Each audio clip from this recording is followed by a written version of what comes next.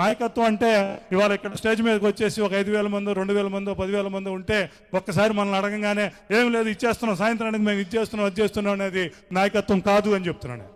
నాయకత్వం అంటే 12 లక్షల మంది సంబంధించిన ఆందోళనని, 12 లక్షలకు సంబంధించిన గుండె స్పందనని, వారి భవిష్యత్తుని, రేపు జరగబోయేదాన్ని మొత్తాన్ని మదింపు చేసి ఒక శాస్త్రీయ దృక్పథంతో మనం తేవటమా, రోడ్డు మీదకి వెళ్ళటమా, ఎప్పుడు వెళ్ళాలి, వివేకంతో వెళ్ళాలి, విచక్షణతో వెళ్ళాలి, ఏం చేయాలి అన్న దాని మీద సమగ్రమైన ఆలోచన చేయగలిగేదే నాయకత్వం అని చెప్తున్నా. అటువంటి నాయకత్వం ఇవాళ మీకు ఇవాళ AP NGOs association, AP UTF, ఇవాళ ఏపీ జేఏసీలో ప్రధాన పాత్ర పోషిస్తున్నాయి.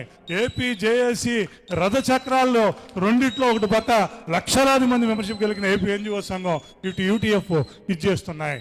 ఎక్కడ ఇంకోటి జరగదు. దాని తరపు ఇంకోటి కూడా చెప్తున్నా, నేను బీఆర్టీఎస్ ఉద్యమం ఆ రోజున మేమంతా కూడా కలిసి ఇప్పుడు ఆ రోజు, అలాగే మా సిఐటివి మిత్రులందరూ కూడా మాకు ఆ రోజు ఎంతో సహకరించారు. అంతా రోడ్డు మీద అంతా కూడా చేసాం. లోపల ఏం జరుగుద్దో తెలియని పరిస్థితిలో ఉన్నాం.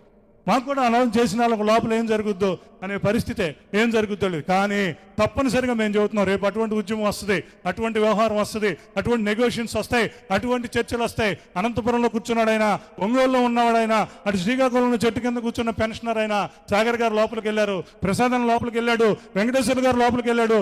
ఎట్టి పరిస్థితుల్లోనూ మేము పడుకుని నిద్రపోతాం, మా